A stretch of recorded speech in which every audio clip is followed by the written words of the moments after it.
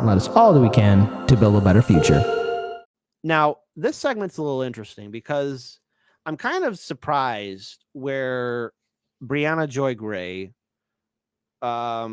is having Matt Taibbi explain about why the Twitter files are so one-sided. And Matt explains it to her that the left, and this is, I have to say, after all the protests I've covered, the progressive left movement, the SJWs in the left, they are toothless. They have no bite. They're gumless. They have no fangs. They have no claws. They're not fighters. And just case in point, in a short documentary series, a follow-up to what we did of the Toxic Tour, we did another follow-up video in an interview with Thomas Frank in regards to where are the activists, the organizers, the protesters, where are these people at? During those 4 years of the Trump presidency, there were a lot of environmentalist activist groups there.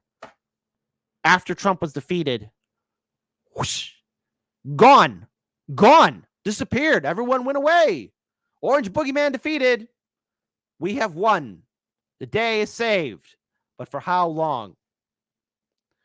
Again, it's like that scene from The Simpsons where, Leonard Nimoy is giving his thoughts after Homer Simpson stopped the monorail from crashing. And he says, "My job is done." And Barney Gumble just turns to him and says, "What do you mean do something? You didn't do anything." And then Leonard Nimoy just says, "Didn't I?" And just gets beamed aboard the Enterprise. There you go. That's our system we live in. That's the crazy world we live in, especially with these activist groups who just disappeared. They're all at brunch. So shout out to Turncoat Don, who actually did a funny video of me on CNN. I got to play that video, Don. So shout out to Turncoat Don. And you know what, Turncoat Don, on the off chance you see this, this is for you, buddy. Turncoat Don is the most incredible Twitter account there is. He's incredible. He knows what's doing, what's going on. He's got his finger on the pulse. And everyone here at MSNBC needs to, first of all, be made aware of just what kind of power Turncoat Don has. Because if you don't got it, you better get it. And if you don't get it, you better figure it out. Turncoat Don. If you're not following him on Twitter, well, I guess you don't like to win. Because if you want to win, you support Turncoat Don. So let's find out what exactly is going on. Shout out to Matt Taibbi for the work he did with the Twitter files. Let's play this video. When I see, conservative sites talking about this, yeah, sometimes it's like the FBI is doing this and that and the other, but oftentimes there's this far-ranging anti-right-wing bias, which I don't have a problem with, except for I think that the story is there is an establishment bias against more fringe populist parts that include, yes, the right, but also the left. It's a nuanced point, but I think that it's important. But the reason you're seeing more of this against the right than the left is that the left is toothless and no threat to anybody, whereas the right Agreed. Is actually scary to the national security establishment. I also want to point this out. All the times Hardlands media covered protests, one incident in particular will always stand out with me. As we are leaving the Daily Plaza to go to Trump Tower, which again is across the river, I step out of the crowd to get a film shot of the people who are going to be protesting in the area. But I'm seeing them all get sheep herded into the little pen that their leaders are leading them into. Would Malcolm X go into a pen so he could peacefully protest? Would Dr. King let that happen? The answer is no, they would not. And I can say this with confidence. Malcolm X would not be following the playbook of all the activists and organizers from 2016 through 2020 who were protesting Trump. Dr. Martin Luther King would never do that. The sad truth is, I personally wasted Daniel's my time. Every time we went out there to cover these protests, Daniel and I, we wasted our time talking to those people. They didn't do anything. They all disappeared. As soon as Biden was elected into office, everyone went to brunch. Am I wrong here? Hey, let's have democracy in the chat. Do you think those activists and organization groups who, were protesting Trump, you think they still had the same fire and passion? You think they actually had some strength, some bite to them, that they had teeth and fangs and power? Type 1 if you said, yes, Kit, they're strong. You're missing something. I'm going to explain to you why. Type 2 if no, man, they're mediocre. They're at brunch. They're getting fat. because of Brexit, because of Trump, and because of other things. If that's true, Matt, why is it that 85% of all FBI action, FBI activity has been historically focused on the left? I'm not talking about the right now contemporary. Yes. Okay, well, I'm not looking at 1970. I'm looking at 2015 on. And the thing is, I have to agree here with Matt Taibbi. The Twitter. Here's the thing: a lot of these conservatives, Republicans, and libertarians, not part of the establishment, but more commentators, independent speakers, who are talking about the Hunter Biden laptop story, or January 6th, or the fact that the Democrats, are systematically not changing any of their policies. Let's be clear here. A lot of them got censored. And when Trump was kicked off of Twitter, it did open the floodgates for a lot of people to be silenced and suppressed. And as a progressive, as an independent, I don't like censorship. I'm for free speech. Let's be very clear here. Donald Trump is no saint either, especially for what his administration did to Julian Assange. But again, we're seeing how social media goes after people. And the progressive movement,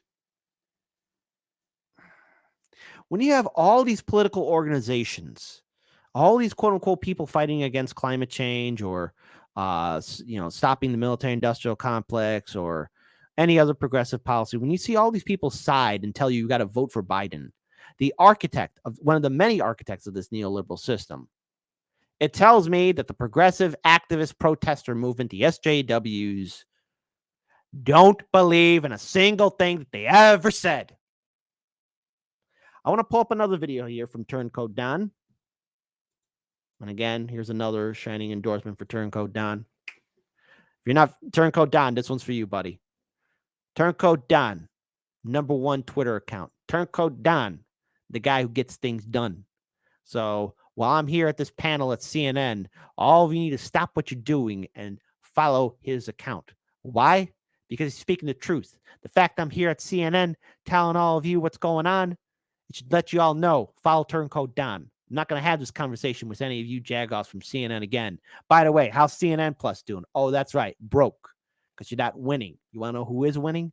Turncoat Don. And he also writes on here, Dear Elon Musk, could you give Briahna Joy Gray access to the Twitter files? She seems convinced Matt is missing something.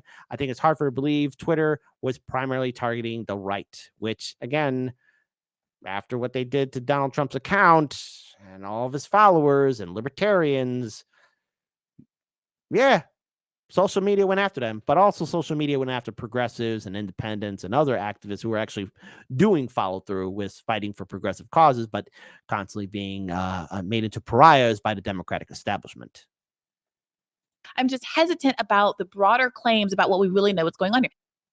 I feel like there should be more skepticism about what it is exactly that you're being fed and what is being excluded. But how do you know? I'm not saying it's not true, but like, how can you make that kind of a claim? My first search words would be Bernie, socialism, Bernie. I would like go through all of my Twitter people who I know have claimed to be shadow banned and blocked and had their accounts taken down over the years.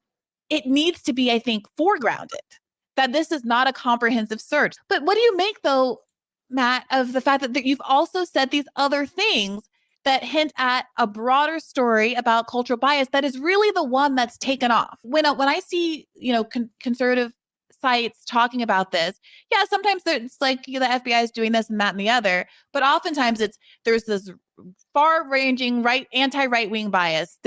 I think that the story is there is an establishment bias against more fringe populist parts that include, yes, the right, but also the left. If that's true, Matt, why is it that 85% of all FBI action, FBI activity has been historically focused on the left? But what do you make, though, Matt, of the fact that you've also said these other things that hint at a broader story about cultural bias that is really the one that's taken off, right? So my argument is not that you shouldn't have participated in the Twitter files. Even when I was talking about this with Glenn, and Glenn said, well, I might not have participated.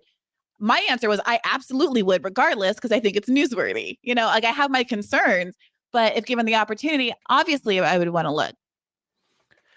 So there's a lot to unpack there with all those statements that Briahna Joy Gray was saying. And look, I understand where she's coming from. But we also saw how Twitter, Facebook, Instagram, and YouTube were very quick to silence any dissenting voice that would look like it was in support of Trump or either that saying that people should not vote Democrat or Republican. And a lot of conservatives and libertarian accounts were silenced and suppressed. But I will not dismiss how a lot of our colleagues in independent media who are progressives, who are independents, were also severely silenced. And whether or not that information is ever going to be made available has yet to be seen. But in regards to the leftist movement, I didn't see the Sunrise Movement get censored. I didn't see Our Revolution getting censored. I didn't see Justice Democrats, Brand New Congress, etc. We all know the groups. Now, at one point, maybe in theory, they did have some fire and passion that maybe wanted to challenge the Democratic establishment or the establishment as a whole. But they got absorbed and they got protected. I'm against censorship. I'm for free speech. The First Amendment is fundamentally important to our democracy, or what used to be our democracy. If we want to fight for a better future, we got to acknowledge that censorship should not be tolerated. Yes, there are bad people. I get it. I understand this. I know that there are bad people that will abuse the First Amendment. But I believe, and seeing my audience and how intelligent all of you are and how all of you are getting information and following other independent media networks too, you're absorbing the information and coming up with your own conclusions through the information that we give you. And it's up to you guys to make your own conclusions. And what do you do with this information? You use it to combat against misinformation and stop those that are, bad people. You want to stop hate speech? Beat them with compassionate speech. You want to stop the conspiracy theorists or people that are believing in the, Democratic establishment or Republican establishment lies? You gotta unplug them. I say to you, my audience, you're gonna have to have these conversations and make the arduous challenge to talking to your friends, neighbors, loved ones, family members about how the two-party system and corporate media is lying to us. The Twitter files revealed just how much the establishment is going to weigh in onto what you can see and hear. That's not a democracy. So let's just have this one final note of democracy. What are your thoughts of the overall conversation? What do you think about the Twitter files? Is there certain biases towards it? Is there something that we're missing here? Type 1 if you think, there's some veracity with what Briahna Joy Gray is saying. Or type 2, we've seen the Twitter files. We know what's going on. We see the censorship being played firsthand. And we need to stop it.